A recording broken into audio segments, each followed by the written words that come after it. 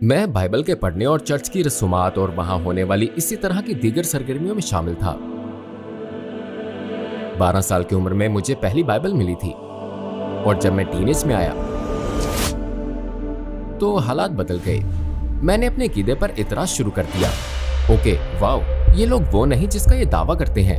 ऐसे बहुत से लोग मौजूद हैं जो जाहिर कर रहे हैं कि वो बहुत मजहबी हैं, लेकिन वक्त आने पर वो ज्यादा मजहबी काम नहीं कर रहे होते। और पता है क्या, ये मजहबी रस्में मेरे लिए नहीं है। मैंने खुद को एक एथियस्ट समझ लिया। ये सब ख्याली कहानियां हैं जो लोग एक दूसरे को या फिर खुद को तसल्ली देने के लिए सुनाते हैं। इन्हें मर जाना चाहिए, इनका वजूद खत्म हो जाएगा।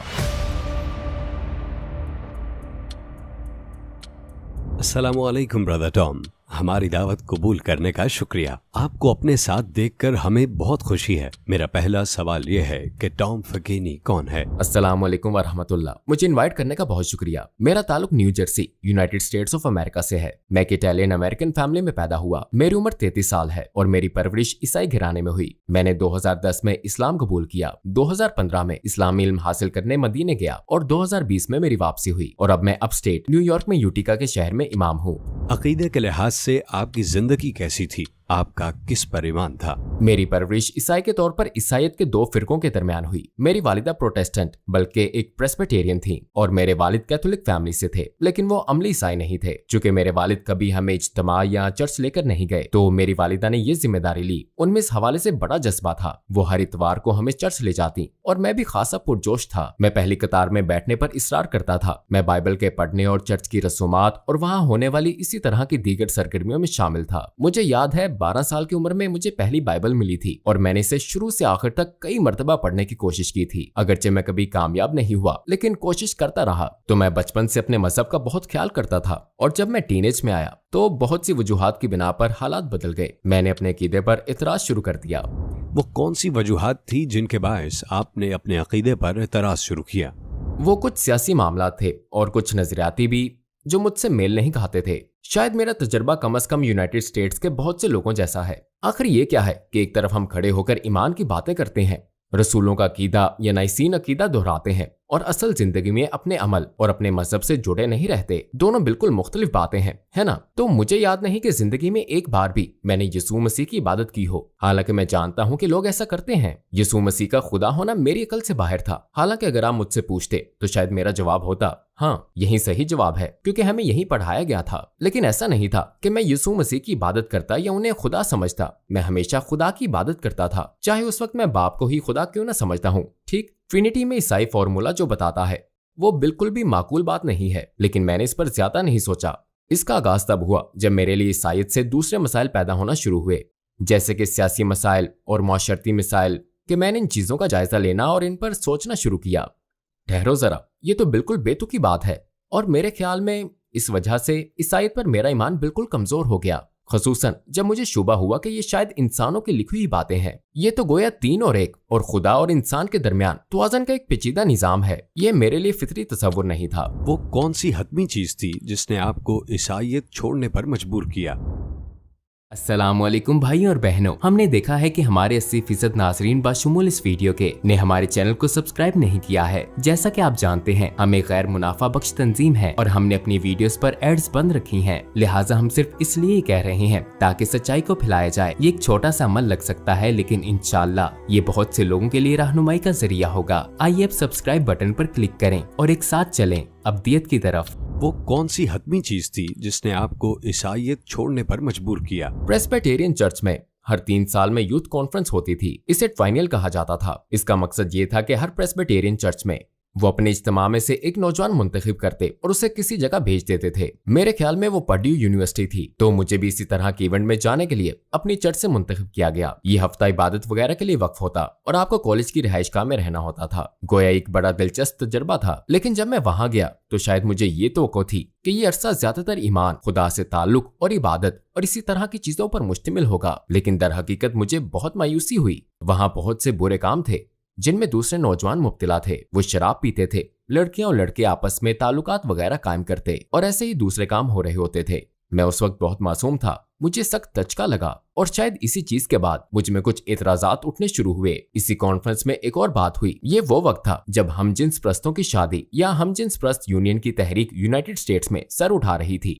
इस हवाले से एक प्रेजेंटेशन दी गई जो बड़ी हद तक LGBTQ के पैगाम की हिमायत में थी और वो बहुत ज्यादा मुतनाज़े थी, यहाँ तक कि उस मजमे में शामिल होने वालों के लिए भी। लिहाजा ये दो वाकयात जिनके बायस मैं इस पूरे सिलसिले से दूर हुआ वो ये थी, ओके वाओ, ये लोग वो नहीं जिसका ये दावा करते हैं। ऐसे बहुत से लोग मौजूद हैं जो जाहिर कर रहे हैं कि वो बहुत मजहबी हैं, लेकिन वक्त आने पर वो लोगों की गैर मौजूदगी में ज्यादा मजहबी काम नहीं कर रहे होते। शायद मेरे लिए आखिरी उलझन ये थी कि मैंने अपने ईमान के लिए अपनी कोशिशों को कभी काफी महसूस नहीं किया। मेरे लिए काफी नहीं था कि बस हफ्ते में एक बार चर्च चले गए, चंद गीत गा लिए और घर आ गए और बाकी पूरा हफ्ता चर्च को और खुदा को भूले रहे। मुझे इसमें कोई गहराई और असमत महसूस नहीं होती थी। तो ऐसे तमाम एहसासात के बाद मैं 16 साल पुराने नतीजे पर पहुंचा, और वो क्या कि ये मजहबी रस्में मेरे लिए नहीं है। दर हकीकत मजहब मेरे लिए इंतहाई कम दर्जे की चीज बन गई थी। मैंने खुद को एक एथियस्ट समझ लिया। मैंने सोचा कि ये सब ख्याली कहानियां हैं जो लोग एक दूसरे को या फिर खुद को तसल्ली देने के लिए सुनाते हैं। इन्हें मर जाना चाहिए, इनका वजूद खत्म हो जाएगा। तो इस्लाम की तरफ आपका सफर कैसे शुरू हुआ? आपने पहली दफा इसके बारे में कब सुना?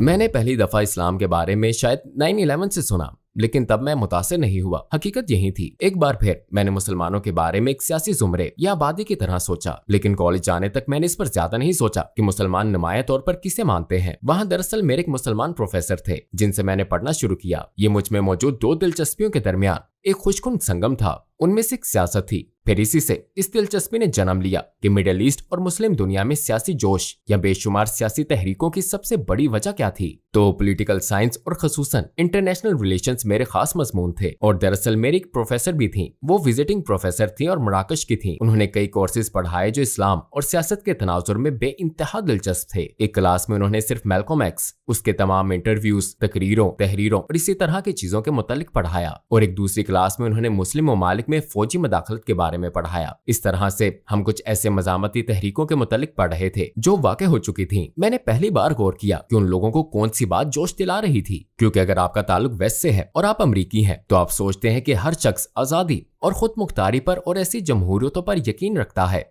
ठीक है, इस तरह के सियासी नजरियात पर जिन्हें हम यूनिवर्सल समझते हैं। और फिर हैरत का शदीद झटका लगता है जब आप कुछ लोगों की ये बात सुनते हैं कि हम एक इस्लामी मुआशरे में रहना चाहते हैं या हम इस मदाखलत को पसंद नहीं करते। और अल्लाह ने कुरान में कहा है या एक हदीस है, पैगंबर मोहम्मद सल्लल्लाहु अलैहि वसल्लम ने ये फरमाया है, और वो इसे ऐसे इस्तेमाल करते हैं गोया कह रहे हो जरा ठहरो, तुम लोग आकर हम पर चढ़ाई या बमबारी नहीं कर सकते या हमें मार नहीं सकते, वरना हमारे लिए मज़ाहमत करना जरूरी या फर्ज है। इस बात ने मुझे काफी उलझन में डाल दिया, बल्कि सच पूछे तो हैरान कर दिया। किस बात ने आपको इस्लाम की तरफ और ज्यादा राग़िब किया? मैंने कॉलेज में एक ऐसे प्रोफेसर की क्लास ली जिनसे मैं बड़ा क्लोज था। क्लास का नाम था तुर्की में सियासी जिद्दत, और ये बड़ी दिलचस्प क्लास थी। इससे मैं तुर्किश कल्चर के करीब आया। बिलाखिर मैं पैटरसन जा पहुंचा। मुझे अपने वालिदैन से मिलने के लिए रास्ते में पैटरसन न्यू जर्सी से गुजरना था, और पैटरसन न्यू जर्सी में बहुत बड़ी तुर्किश आबादी है। तो चूंकि इस क्लास का असर था, लिहाजा वहां जाते और तुर्किश चाय खरीदते, जज्वा खरीदते और तुर्किश कॉफी और इसी तरह की चीजें वहां से लाते। इसमें बड़ा मजा आता था, लेकिन यह हमारा पहला तजर्बा था। क्लास खत्म होने के बाद हमें उन्हीं प्रोफेसर के जरिए एक मौका मिला तुर्की में तालीम हासिल करने के लिए। एक एरास्मस प्रोग्राम मौजूद था। मैंने अपनी होने वाली बीवी के साथ मिलकर वहां जाने का फैसला किया। ये 2009 की बात है, यानी मेरे मुसलमान होने से सिर्फ एक साल पहले की बात। हम आए और बिल्की यूनिवर्सिटी में एक सेमेस्टर पढ़ा। हमारी रिहाइश उस्कोडार में थी, जहाँ बेहतरीन वक्त गुजर रहा था। हम खूब लुत्फअंदोज हो रहे थे। बिल्गी में कुछ नौजवान स्टूडेंट्स थे जो हमारे लिए फिक्रमंद थे, क्योंकि हमारी रिहाइश उस्कोडार में थी। वो कहते, आप लोग मुसलमान नहीं है, आपको नुकसान पहुंचाया जा सकता है, वो आपके साथ कुछ बुरा कर सकते हैं। लेकिन हमने इसके बरक्स पाया। हकीकत में वहाँ लोग बहुत अच्छे और बहुत मददगार थे। वो मदद की पूरी कोशिश करते थे। उस वक्त उस्कोडार में ऐसे लोग थे, मसलन हमें बिल अदा करने की जरूरत होती या अपने प्लगइन्स के लिए कन्वर्टर वगैरह तलाश करना होता, तो वो अपना सारा काम छोड़ देते, हमारे साथ चल पड़ते और तंग रास्तों से गुजरते हुए हमें जरूरत की चीज तक पहुंचा देते थे। इन बातों से दिल पर गहरा असर हुआ था। ये वाकई शानदार तजर्बा था। उस वक्त मैं मुसलमान होने से पहले एक म्यूजिशियन था और कई इंस्ट्रूमेंट्स वगैरह बजाया करता था। मुझे अजान की आवाज सुनना याद है, और खसूसन उस्कोडार में इतनी मसाजिद हैं और इर्द गिर्द इतनी मस्जिदें हैं। सच तो ये है कि मैं रो पड़ता था। मैं अजान की आवाज सुनते ही रोने लगता था। ये बहुत खूबसूरत चीज थी।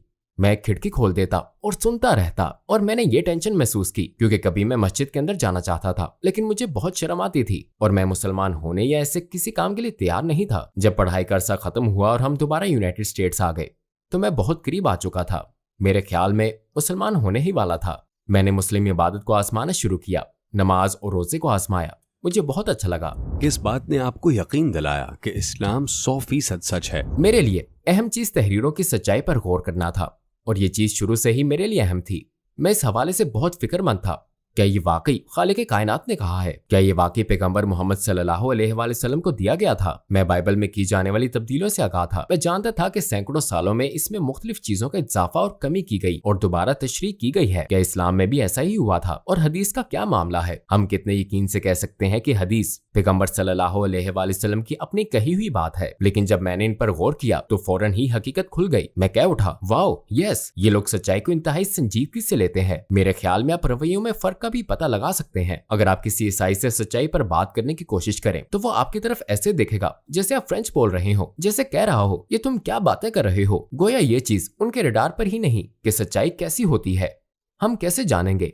हम कैसे बता पाएंगे कि ये किताब वाकई महफूज शुदा है और ये नहीं? वो बस ये कहेंगे, असल में आपके पास इतने ऊंचे मेयारात नहीं है। अगर आपके पास इतने ऊंचे मेयारात हों तो आप कोई चीज भी कबूल नहीं करेंगे। मैं कहूंगा, नहीं, मैं कुरान को कबूल करूंगा। मैं कहूंगा, नहीं, मैं कुरान को कबूल करूंगा क्योंकि कुरान के हवाले से हम उन रावियों के नाम जानते हैं जिन्होंने कुरान की रवायत या किरत को आगे पहुंचाया। लिहाजा हम दस्तावेजी सबूत तक जा सकते हैं। 50 से ज्यादा दस्तावेजात हैं जिनसे हम आज अपने पास मौजूद 97% कुरान की पैगंबर सल्लल्लाहु अलैहि वसल्लम के जमाने से कार्बन डेटिंग कर सकते हैं। लिहाजा बेशुमार सबूत मौजूद हैं। आपने कलमा शहादत कब पढ़ा और आपको कैसा महसूस हुआ? जब मैंने ग्रेजुएशन की तो मैं 5 नमाजें पढ़ रहा था, रोजे रख रहा था, मगर मैंने कलमा नहीं पढ़ा था। मुझे नहीं मालूम था कि कलमा पढ़ने की जरूरत है। मैं नहीं जानता था कि कलमा क्या होता है। मैंने बस खुद को मुसलमान समझ लिया था। मराकश की प्रोफेसर ने सबसे पहले मुझे इस्लाम से मुतारिफ करवाया। उन्होंने एक दिन अचानक मुझे ऊपर बुलाया और कहा, टॉम, तुम मुसलमान हो ना? मैंने कहा, हाँ, मैं 5 नमाजें पढ़ रहा हूँ और ये सब काम कर रहा हूँ। उन्होंने पूछा, क्या तुमने कलमा पढ़ लिया है? मैंने कहा, ये क्या होता है? उन्होंने बताया वो कॉन्फ्रेंस और फलसफेबल लेक्चर दे रही थी, तो कहा, यहाँ की किसी मस्जिद में आ जाओ और कलमा पढ़ लो। मैंने कहा, ठीक है। फिर हम कार में बैठे, मैं और मेरी बीवी, उस वक्त हमारा पहला बेटा हो चुका था, और हम फिलाडेल्फिया की एक मस्जिद चले गए। मैं बेसमेंट में गया और वहां मैंने पहली मर्तबा कलमा पढ़ा। एहसास कुछ मिला जुला था क्योंकि इस जगह से पहले मेरा कोई कनेक्शन नहीं था। मैं जैसे बिल्कुल बेबस था, और आज एक इमाम के तौर पर मैं जो कुछ भी जानता हूँ मैं उनके तरीकेकार पर तनकीद कर सकता हूँ क्योंकि वो मुझे सिर्फ एक शख्स के साथ अकेले बेसमेंट में ले गए थे। मुझे नहीं पता था कि वो कौन है, उसका नाम क्या है, क्या वो इमाम था, नहीं मालूम, शायद वो नहीं था, और उसने बस इस्लाम के बारे में चंद आम सी बातें कही। फिर मैंने कलमा पढ़ा और बस खत्म। उस शख्स ने मुझसे फिर कभी राब्ता नहीं किया, नंबर्स या किसी चीज का तबादला भी नहीं हुआ था, तो मेरे पास कोई मदद नहीं थी। मैं बस अपने आसरे पर था। एक आदमी ने कलमा पढ़ाया, इसे बैग में डाला और बस। एक और चीज जो मेरे ख्याल में परेशानी का बायस थी, वो नौ मुस्लिमों और उनकी फैमिली के लिए बहुत से लोगों का रवैया था। तो जैसे मैंने बताया, मेरी बीवी अभी तक मुसलमान नहीं हुई थी, और जब मैं बेसमेंट में कलमा पढ़ रहा था तो वो ऊपर ही थी। वहां कोई औरत उससे बात कर रही थी, और असल में वो दूसरी औरत भी नौ मुसलमान थी, लेकिन जैसे वो कुछ डरा रही थी। उसने मेरी बीवी को कहा, क्या तुम मुसलमान होने के लिए तैयार हो? मेरी बीवी ने कहा, नहीं, अभी नहीं, मैं भी इस बारे में सोच रही हूँ, मुझे इसमें दिलचस्पी है, लेकिन अभी मैं तैयार नहीं हूँ। और फिर हमारी सूरत हाल के बारे में कुछ जाने बगैर उस औरत ने मेरी बीवी से कहा, तुम्हें पता है, तुम दोनों के दरमियान अब हर ताल्लुक हराम हो गया है। और उस वक्त मैं बेचारा बेसमेंट में था। जब ऊपर आया तो मेरी बीवी गुस्से में थी कि पता नहीं क्या हो गया। फिर जब ईमान लाने के लिए उसे तरकीब देने की कोशिश करनी पड़ी तो इससे हमें बहुत धचका लगा। तसव्वुर करें कि कोई आपसे यूं कहे, नए मजहब में खुश आमदीद, सॉरी, आप लोग फंस गए, तो ये बहुत ज्यादा मुश्किल वक्त होता है। सच पूछें तो ये सब और खसूसन कलमा पढ़ने का तजर्बा ज्यादा खुशगवार नहीं रहा। मैं न्यू जर्सी में एक मुस्लिम कम्युनिटी में रहने लगा जहाँ मेरे वालिदैन रहते थे, और वहीं मैंने मुस्लिम कम्युनिटी के साथ अपना राब्ता कायम किया और बाकायदगी से वहाँ जाना शुरू किया। आपकी फैमिली और इर्द गिर्द के लोगों ने आपके कबूल इस्लाम पर क्या रिएक्शन दिया? हाँ, ये मिला जुला था, मगर मेरी फैमिली का रिएक्शन मुख्तलिफ किस्म की रिएक्शंस थे। मेरे वालिद चूंकि कभी ज्यादा मजहबी नहीं थे, इसलिए वो कुछ नहीं कह सकते थे, लिहाजा उन्होंने कोई खास रिएक्ट नहीं किया। मेरी वालिदा जो मेरी मजहबी परवरिश की जिम्मेदारी उठा चुकी थी, मेरे ख्याल में उन्होंने शुरू में सोचा कि वो नाकाम हो गई हैं, और अपनी माँ में ये एहसास देखना मुश्किल होता है कि आपने उसे नाकाम कर दिया। लेकिन जैसे जैसे वक्त गुजरा और खसूसन जब मेरे बच्चे पैदा हुए और बड़े हुए और उन्होंने नमाज और कुरान पढ़ना और ये तमाम काम करना शुरू किए तो उन्हें समझ आ गई कि ये वक्ती उबाल नहीं था और ये कोई खतरनाक दीन वगैरह नहीं है। मुझे लीडरशिप की पोजीशन मिली हुई है, मैं आवाज करता हूँ, तकरीरें करता हूँ, सफर करता हूँ और लोगों तक पहुँचने और उनसे जुड़ने की कोशिश करता हूँ, जो उनके ख्याल में एक ऐसी चीज है जो दर हकीकत बहुत अहम है। मेरी बीवी मुझे सपोर्ट कर रही थी। उसने फौरन इस्लाम कबूल नहीं किया था, लेकिन वो मेरे लिए जाए नमाज और सीडीज लाई। हम उस वक्त कुरान की सीडीज वगैरह इस्तेमाल कर रहे थे, लिहाजा बड़ी हद तक इसे कबूल किया गया और मुझे इस हवाले से कोई शिकायत नहीं। तो आपकी बीवी बिलाखिर कैसे मुसलमान हुई? वह एक नौ मुस्लिम इमाम थे जो मदीने की इस्लामी यूनिवर्सिटी से ग्रेजुएट थे। मैंने उनसे कुछ क्लासेस ली और उनसे क्लोज होना शुरू हुआ। फिर उन्होंने मशवरा दिया कि मैं मदीने की इस्लामी यूनिवर्सिटी के लिए अप्लाई करूं। मैंने एप्लीकेशन की तैयारी शुरू की। उन्होंने मुझे लेटर ऑफ रिकमेंडेशन लिख कर दिया और मैंने अप्लाई कर दिया। इसके 1 या 2 साल बाद इसे मंजूर कर लिया गया। इसमें एक मसला और एक बहुत बड़ी रुकावट जिसका मुझे सामना हुआ और मुझे ईमान पर जबरदस्त यकीन का मुजाहरा करना पड़ा, वो ये था कि मदीना ऐसी जगह है जहाँ सिर्फ मुसलमान रह सकते हैं और उस वक्त मेरी बीवी मुसलमान नहीं थी। तो मैंने कोशिश जारी रखी, अल्लाह से उम्मीद लगाई कि मेरे जाने से पहले वो मुसलमान हो जाए। अगर मेरी दरख्वास्त मंजूर हो गई और वो मुसलमान ना हुई तो मैं फैसला ना कर पाऊंगा कि क्या करना है। और सुभान अल्लाह, मैं बहुत खुश हूँ कि मैं कामयाब हुआ, क्योंकि मुझे मदीने से मंजूरी का लेटर मिलने से शायद कुछ महीने पहले ही उसने भी कलमा पढ़ लिया और मुसलमान हो गई। तो सारे काम बन गए थे। बहरहाल वो अपने अंदर से आगे बढ़ती रही, लेकिन उसमें मुझसे ज्यादा हिचकिचाहट थी और उससे मुझसे ज्यादा गैर हलशुदा मसाइल का सामना था। वो इस्लाम को मेरी खातिर कबूल करने से भी खौफजदा थी। वो ये यकीनी बनाना चाहती थी कि वो इसे अपने लिए कबूल कर रही है, जिसकी मैं बड़ी कदर करता हूँ। और ये इस लिहाज से फनी भी रहा क्योंकि हमने सफर बहुत ज्यादा किया। मैं तफसील में नहीं जाऊंगा, लेकिन हम एक नई कम्युनिटी में थे और हम मस्जिद के बहुत करीब रहते थे। हम वहाँ 1-2 मरतबा बात करने के लिए गए थे। मैंने कहा, अगर तुम्हारा कोई सवाल है तो हम इमाम के पास जाकर बात कर सकते हैं। और हम 1-2 मरतबा गए, लेकिन इससे कोई खास फायदा नहीं हुआ। और एक मरतबा जब हम अंदर इमाम से बात कर रहे थे, वो कुछ सवालात पूछ रही थी, तो इमाम ने उससे कहा, आप कलमा क्यों नहीं पढ़ लेती? और उसने पढ़ लिया। उसने वाकई कलमा पढ़ लिया। इसके बाद वो यूं कहती, मुझे नहीं पता मैंने ऐसा क्यों किया।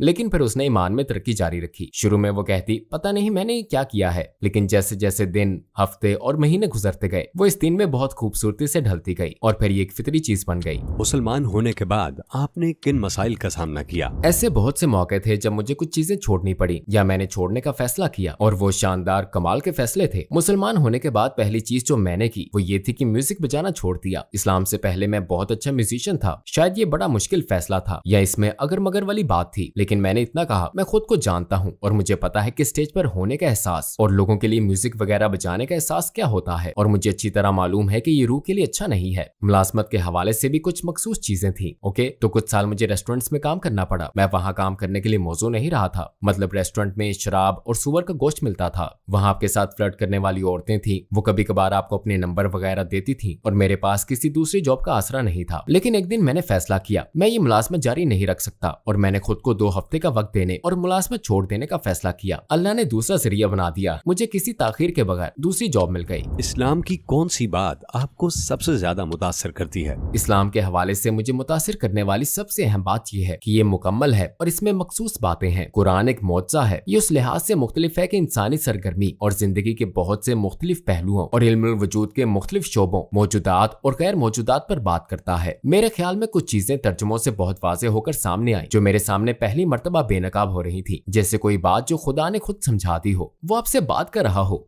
और बहुत डायरेक्ट और सीधे साधे अंदाज में। दूसरी चीज ये कि हदायत कितनी मखसूस थी। सिर्फ मखसूस ही नहीं बल्कि जामे भी। जब मैं एथियस्ट था तो मैंने मार्क्सिज्म, कम्युनिज्म और नार्सिज्म और इसी तरह के लेफ्टिस्ट सियासी नजरियात को पढ़ा और शायद मेरी नजर हमेशा इंसाफ पर रही। लेकिन इन नजरियात में जो मसला मैंने देखा वो ईसाईयत से मुख्तलिफ था। जब मैं इस्लाम की तरफ आया तो जैसे पहली मर्तबा बात समझ आई, गोया इन दोनों दुनियाओं का मिलाप था। मसलन आप देखते हैं कि यहाँ आपको अपनी जाती और बाहमी जिंदगी, इनफरादी जिंदगी और इज्तिमाई जिंदगी के लिए भी रहनुमाई मिलती है। सरगर्मी का हर वो पहलू मिलता है जिसमें आपको बतौर इंसान शिरकत करनी होती है। दुरुस्त, आपकी मईशत, आपकी जंग और आपकी सियासत, गर्ज हर चीज यहाँ आपको हर रहनुमाई मिलती है। क्या दिन में 5 नमाजें पढ़ना या रोजा रखना शुरू में आपको मुश्किल लगा और आपने ये अमाल कहाँ से सीखे? वो इंटरनेट का इब्तदाई जमाना था। चनाचे गूगल पर मुझे जो कुछ मिला उससे सीख लिया। मगर मैं इसका मशवरा नहीं दूंगा। मेरे मामले में कुछ ना होने से कुछ होना बेहतर था। मुझे इसमें किसी मुश्किल का सामना नहीं हुआ, बल्कि ये बड़ा अच्छा रहा। इसने मेरे उस खला को पुर किया जिसे मैं तवील अरसे से अपने बचपन से ढूंढ रहा था। जब मैंने महसूस किया था कि ईसाईयत को मजीद संजीदा होना चाहिए था, मुझ में फौरन ये एहसास पैदा हुआ कि हमें दिन में 5 मरतबा इबादत करनी चाहिए। हालांकि मुझे इसकी आदत नहीं थी और इस लिहाज से मुश्किल था कि मुझे इसका आदी बनना था। मैंने खुद को इसके मुताबिक ढाला। ये मुझे माकूल लगा। जैसे अगर आप एक सॉकर प्लेयर, एक फुटबॉल प्लेयर बनना चाहते हैं या फिर एक बास्केटबॉल प्लेयर, तो आपको जिम में कितने घंटे गुजारने पड़ते हैं, तो फिर आखिरत में आपकी कामयाबी से ज्यादा अहम और क्या है? क्या हमें वुजू और नमाज के लिए दिन भर 1 घंटा नहीं देना चाहिए? ये कुछ भी नहीं है। और रोजे का भी यही मामला रहा। मुझे रोजा रखने में बहुत मुश्किलात हुई क्योंकि मैं फार्म्स पर काम करता था, पूरा दिन 10-10 घंटे धूप में मजदूर की तरह। लेकिन आज जब मैं इन पर गौर करता हूँ तो वो मेरे बेहतरीन रोजे थे, वो मेरी जिंदगी के बेहतरीन रमजान थे। कभी कभी ऑफिस जॉब में रोजा रखकर कंप्यूटर पर काम करना ज्यादा मुश्किल होता है। मुझे नहीं पता कि क्यों, लेकिन सिर्फ बरकत की वजह से, इसलिए कि हमारा गैब पर ईमान है, जो मोमिन की पहली खूबी है। अल्लाह सूरतुल बकरा में फरमाता है, युमिनु बिल गैब। हर सेकंड दूसरे सेकंड जैसा नहीं होता, हर कैलोरी दूसरी कैलोरी जैसी नहीं होती। अल्लाह किसी चीज में बरकत रख सकता है। तो अगर आप कोई काम कर रहे हैं और इसमें मुश्किलात हैं, तो मुश्किल होने के बावजूद अल्लाह इसमें बरकत रख सकता है और वो इसमें आसानी रख सकता है। फइन्ना माल उसरी युसरा, उसे उसर में रख दिया जाता है। बाज़-औक़ात मुश्किल के अंदर आसानी पैदा कर दी जाती है। कुरान के साथ आपका ताल्लुक कैसा है? इसकी तिलावत करने या सुनने पर आप कैसा महसूस करते हैं? मेरी जिंदगी की एक सबसे बड़ी नेमत कुरान का मेरे दिल पर असर करना है। मैं तरावी अच्छी नहीं पढ़ाता अपनी मस्जिद को समझाने की कोशिश करता हूँ। मैं तरावी नहीं पढ़ा सकता क्योंकि मुझे बहुत ज्यादा रोना आता है। कुरान है ही इतना खूबसूरत, सिर्फ इसकी आवाज और तरन्नुम ही नहीं बल्कि इसकी जबान भी खूबसूरत है और हमें नहीं मालूम।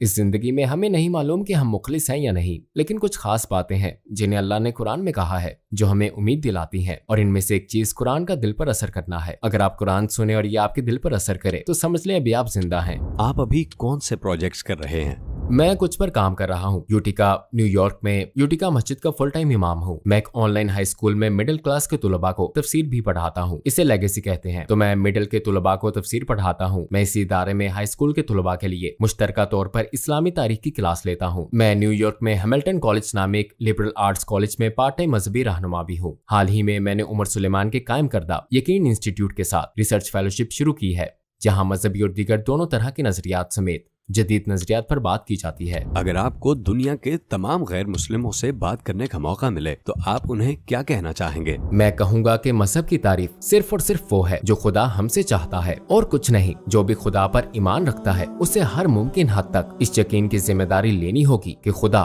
उनसे जो कुछ चाहता है उनका अमल उसके मुताबिक है। अगर वो इस जिम्मेदारी लें और इसे कबूल करें तो ठीक रहेंगे। बिलाखिर सारा दारोमदार इखलास पर है। अगर आप एक मुखलिस शख्स हैं और समझने की कोशिश करते हैं तो अल्लाह कैसे का सवाल हल कर देगा, बाकी सारे काम अल्लाह बना देगा।